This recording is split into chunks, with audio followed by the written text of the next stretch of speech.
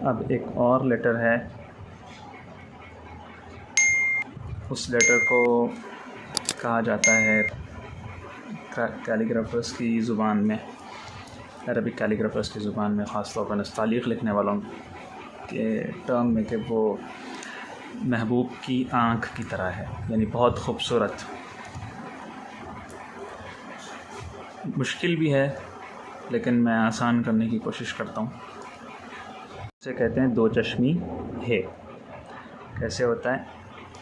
आपने यहाँ से तोय लिखा और यहाँ से थोड़ा सा आगे बढ़ के बाद लिख दिया, ये बन गया दो चश्मी है। बहुत आसान है। देखिए, ये तोय है और यहाँ से बाद है, इन दोनों को जोड़ दो।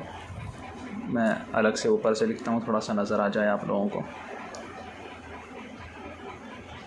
ऐसे, और फिर यहाँ से इस तरह